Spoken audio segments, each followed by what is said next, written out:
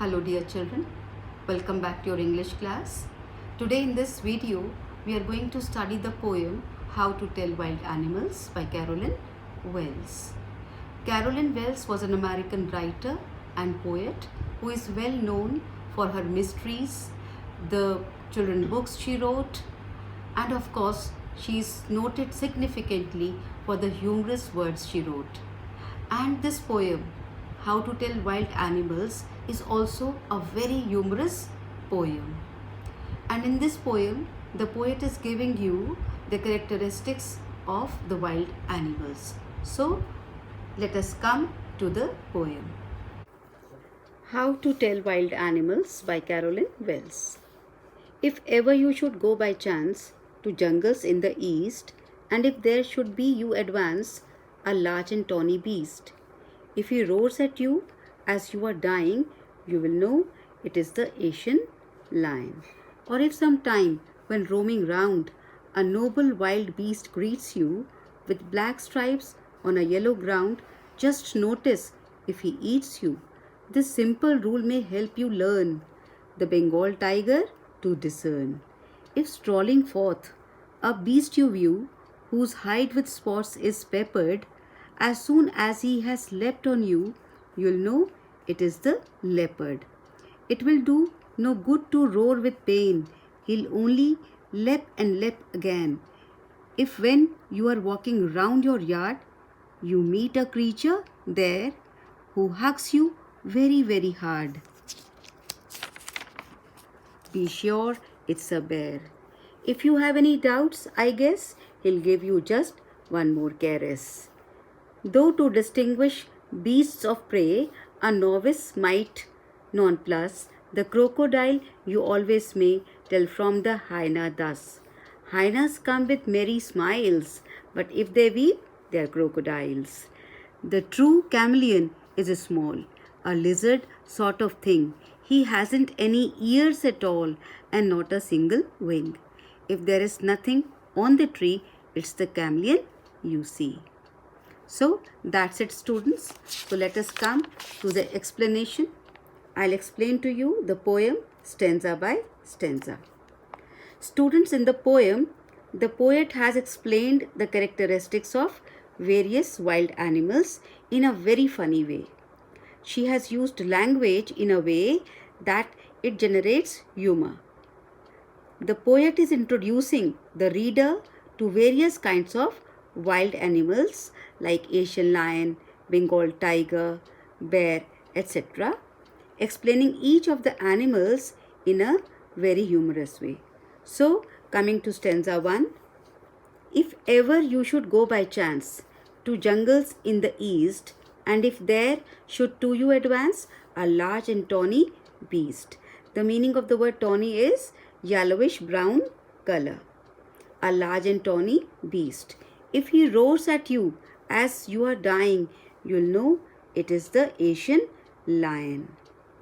So, the poet is telling the readers in this stanza that how they can recognize various animals in the jungles of the east.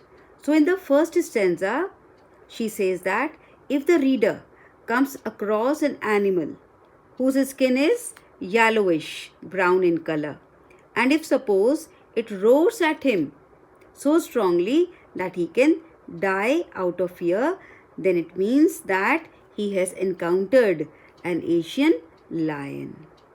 See how very humorously she has explained the Asian lion, which could kill a person with its roar.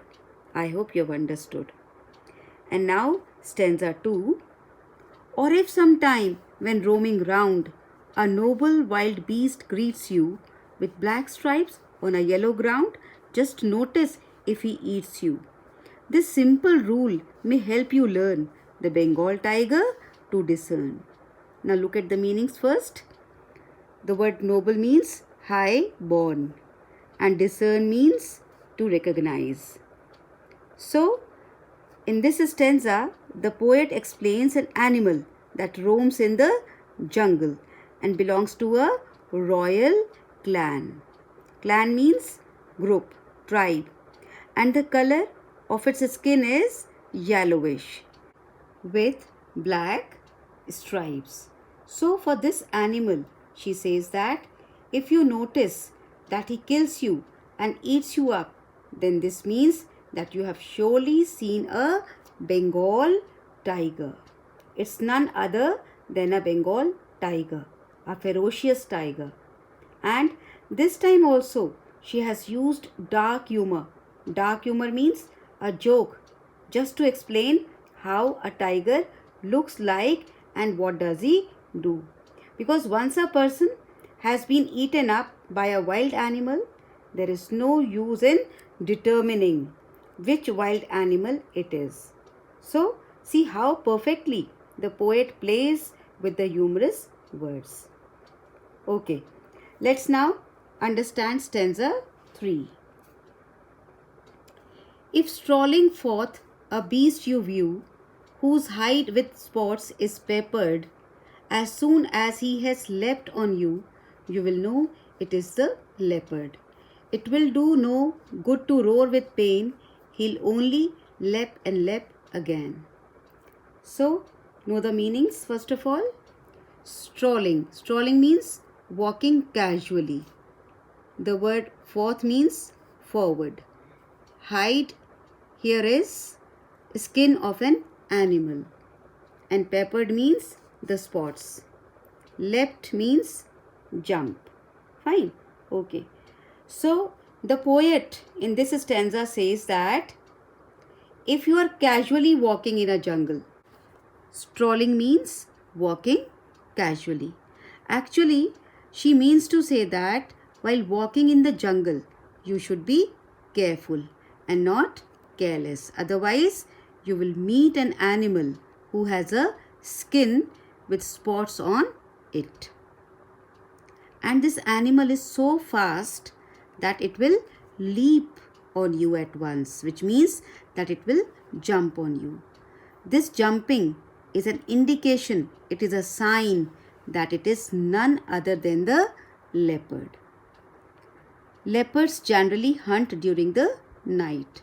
Moreover, the poet adds that if you will cry out in pain after getting attacked by the leopard, it is not going to be of any use. Your crying will not be heard, as it will keep on jumping on you. So, in this stanza, the poet has explained the characteristics of a leopard, and hope it is clear to you. And now the next. If when you are walking round your yard, you meet a creature there who hugs you very, very hard, be sure it's a bear. If you have any doubts, I guess he'll give you just one more caress. Now look at the difficult words here. Caress. Caress means a gentle touch. And yard. Yard here means lawn area of the house. So the poet here says that if you are walking in the lawn area of your house and you meet a creature which hugs you tightly, it is a bear. Oh my God, you will surely start screaming. I am sure about it. Okay, she further adds that if you are still in doubt regarding the animal, the easiest way is that he will keep hugging and touching you very, very gently, as if showing love. But the poet means to say that it will not be his love, but something else. And also, this act of the bear will make you sure about its identity. You'll come to know that it is a bear, right? Okay, coming to the next now. Though to distinguish beasts of prey, a novice might nonplus, the crocodile you always may tell from the hyena thus. Hyenas come with merry smiles, but if they weep, they are crocodiles. Note down the meanings first. Distinguish means differentiate. Beasts of prey means animals that hunt other animals. Novice means someone new to job, and nonplus is confused. Fine. Okay. Now for this stanza, the poet says that for someone who is new to the job of recognizing animals, it will be like a puzzle to recognize animals that hunt other animals for their food. So here the poet tries to help out the readers, us, by telling the difference between two animals. One is the crocodile and the other is the hyena. She says that hyenas will be smiling, whereas if it is a crocodile, it is always in tears. Fine. So she is warning you about both of these animals, because both of these animals are dangerous.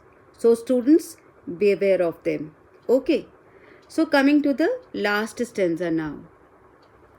The true chameleon is small, a lizard sort of thing. He hasn't any ears at all and not a single wing. If there is nothing on the tree, it's the chameleon you see. Now, the poet in this stanza is telling about chameleon, which is a small creature. And she says that it looks like a lizard. But the difference between the two is that chameleon does not have ears and wings. Fine. Moreover, she says that chameleon has the ability to change its color according to the surface on which it is sitting. Therefore, if you see a tree and find nothing else on it, then it must be a chameleon sitting on it. It has changed its color into the color of the tree. A very smart creature the chameleon is.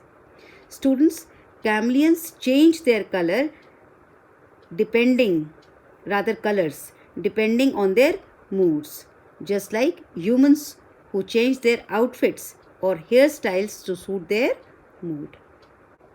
So students, the style of the poem is humorous.